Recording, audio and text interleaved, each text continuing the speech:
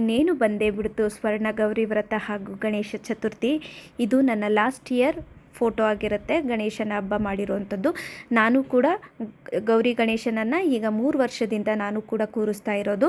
ಈ ಪದ್ಧತಿ ಇರಲಿ ಬಿಡಲಿ, ನೀವು ಮಾಡ್ಕೊಂಡು ಹೋಗೋದ್ರಿಂದ, ಗೌರಿ ಗಣೇಶನನ್ನು ಕೂರಿಸೋದ್ರಿಂದ ನಿಮ್ಮ ಮನೆಯಲ್ಲಿ ಅಭಿವೃದ್ಧಿ ಆಗುತ್ತದೆ. ಮೊದಲಿಗೆ ಇದು ಪದ್ಧತಿ ರೀತಿ ನೀತಿಯನ್ನು ತಿಳ್ಕೊಂಡ್ರೆ ಸಾಕು.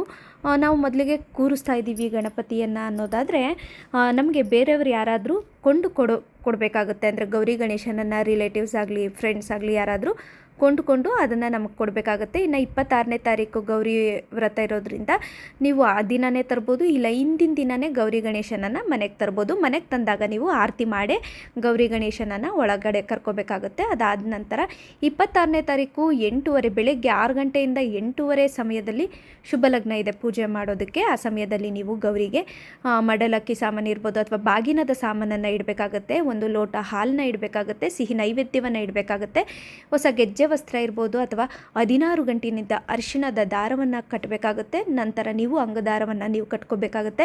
ಇನ್ನು ಬಿಳಿ ಹೂಗಳು ಇಷ್ಟ ಆಗುತ್ತೆ, ಪಾರಿಜಾತ, ಬಿಳಿ ಮಲ್ಲಿಗೆ ಹೂವು, ಯಾವುದಾದ್ರೂ ಒಂದು ಹೂವನ್ನು ಇಡ್ಬೋದು ಅಥವಾ ಎಲ್ಲ ತರಹದ 5 ತರಹದ ಹೂಗಳನ್ನು ಅರ್ಪಿಸ್ಬೋದು. ಅದ್ರ ಜೊತೆ ಸಿಹಿ ನೈವೇದ್ಯ ಬೆಲ್ಲದನ್ನು ಅಥವಾ ಯಾವುದಾದ್ರೂ ಒಂದು ಸಿಹಿ ನೈವೇದ್ಯವನ್ನು ನೀವು ಇಡ್ಬೋದು. ಕಳಸವನ್ನು ಪ್ರತಿಷ್ಠಾಪನೆ ಮಾಡಬೇಕಾಗತ್ತೆ. ಇನ್ನು ಹೊಸ ಸೀರೆಯನ್ನು ಇಡಬೇಕಾಗತ್ತೆ ಪೂಜೆಗೆ. ನಿಮ್ಮ ಹೆಣ್ಮಕ್ಳು ಯಾರಾದರೂ ಇದ್ದರೆ ಬಾಗಿನವನ್ನು ಕೊಡ್ಬೋದು. ಆ ದಿನದಲ್ಲಿ ಗೌರಿ ಬಾಗಿನ ಅಥವಾ ಗೌರಿ ದೇವಸ್ಥಾನಕ್ಕೆ ಹೋಗಿ ಗೌರಿಗೆ ಬಾಗಿನವನ್ನು ಅರ್ಪಿಸಿ ಕೂಡ ಬರಬಹುದು. ಇನ್ನು ಮುಂದಿನ ಒಂದು ಗಣೇಶ ಚತುರ್ಥಿಗೆ 27ನೇ ತಾರೀಕು ನಿಮಗೆ ಸಮಯ ಏನಿಲ್ಲ, ಬೆಳಗ್ಗೆ ಒಂದು 11 ಗಂಟೆ ಒಳಗಡೆ ನೀವು ಪೂಜೆಯನ್ನು ಸಲ್ಲಿಸ್ಬೋದು. ಗಣೇಶನಿಗೆ ಹೊಸ ಗೆಜ್ಜೆ ವಸ್ತ್ರ, 21 ಗರಿಕೆ, 21 ಪುಷ್ಪಾರ್ಚನೆ ಮತ್ತು ಕಚ್ಚೆ ವಸ್ತ್ರದಿಂದ ಕೂಡ ಹೊಸದನ್ನೇ ಹಾಕಬೇಕಾಗತ್ತೆ. ಗಣಪತಿಗೆ ಪಂಚಾಮೃತಾಭಿಷೇಕ ವಿಶೇಷವಾಗಿರುತ್ತೆ ಗಣಪತಿಗೆ. ಮತ್ತು 21 ಪುಷ್ಪಾರ್ಚನೆಯನ್ನು ಮಾಡುವಂಥದ್ದು, 21 ಗರಿಕೆ ಪತ್ರೆಯನ್ನು ಇಡುವಂಥದ್ದು ಗಣಪತಿಗೆ. ಮತ್ತು ಸಿಹಿ ನೈವೇದ್ಯಗಳನ್ನು ಮಾಡುವಂಥದ್ದು, ಮೋದಕ, ಕರ್ಚಿಕಾಯಿ, ಈ ಥರ ನಿಮ್ಮಲ್ಲಿ ಎಷ್ಟು ತರಹ ಆಗುತ್ತೋ ಸಿಹಿ ನೈವೇದ್ಯಗಳನ್ನು ಅರ್ಪಿಸಿ ಗಣಪತಿಗೆ. ನೀವು ಎಷ್ಟು ಭಕ್ತಿ ಪ್ರೀತಿಯಿಂದ ಗಣಪತಿಯನ್ನು ಪೂಜೆ ಮಾಡ್ತೀರಾ ಅಷ್ಟು ನಿಮ್ಮ ಮನೆ ಅಭಿವೃದ್ಧಿ ಆಗುತ್ತೆ. ಇನ್ನು ಗಣಪತಿಯನ್ನು ಒಂದೇ ದಿನ ಪೂಜೆ ಮಾಡಿ ಬಿಡಬಹುದು, ಇಲ್ಲ 3 ದಿನ ಇಟ್ಕೊಂಡು ವಿಸರ್ಜನೆ ಮಾಡಬಹುದು. ವಿಸರ್ಜನೆ ಮಾಡುವಂಥ ಸಮಯದಲ್ಲಿ ಕೆಲವಾರು ಪದ್ಧತಿಗಳಿದೆ. ಗೌರಿ ಗಣೇಶನನ್ನು ಹಾಗೆ ಕಳಿಸ್ಬಾರ್ದು. ಅವರಿಗೆ ಬುತ್ತಿಯನ್ನು ಕಟ್ಟಿ ಮೊದಲಿಗೆ ಆರತಿಯನ್ನು ಮಾಡ್ಕೋತೀವಿ. ಆರತಿ ಎಲ್ಲ ಆದಮೇಲೆ ಅವರಿಗೆ ಮೊಸರನ್ನ ಬುತ್ತಿ ಕಟ್ತೀವಿ.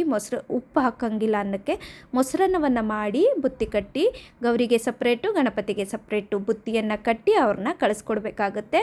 ಕೆಲವೊಂದು ಇನ್ನೂ ನಿಮಗೆ ಡೌಟ್ಸ್ ಏನಾದರೂ ಇದ್ದರೆ, ಯಾಕೆಂದರೆ ಇದು ಶಾರ್ಟ್ ವೀಡಿಯೋಸ್ ಆಗಿರೋದ್ರಿಂದ ಕೆಲವೊಂದು ನಾನು ಮರ್ತಿರ್ತೀನಿ. ಏನಾದರೂ ನಿಮಗೆ ಡೌಟ್ಸ್ ಇದ್ದರೆ ನನಗೆ ಕಮೆಂಟ್ ಮಾಡ್ಬೋದು. ಗೌರಿ ಗಣೇಶನನ್ನು ನೀವು ಮನೆಯಲ್ಲಿ ಕೂರಿಸಿದಷ್ಟು, ಭಕ್ತಿ ಪ್ರೀತಿಯಿಂದ ಪೂಜೆ ಮಾಡಿದಷ್ಟು ನಿಮ್ಮ ಮನೆಗೆ ಅಭಿವೃದ್ಧಿ ಆಗುತ್ತೆ. ಇದು ನನ್ನ ಅನುಭವವೂ ಕೂಡ. ಯಾಕೆಂದರೆ ನನ್ನ ಮೋಸ್ಟ್ ಫೇವರಬಲ್ ಗಾಡ್, ನನಗೆ ತುಂಬ ಇಷ್ಟವಾದ ದೈವ ಅಂದರೆ ಗಣಪತಿ.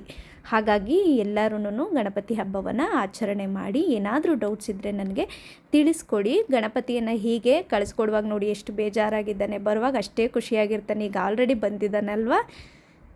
ನಮಸ್ತೆ ಎಲ್ಲರಿಗೂ.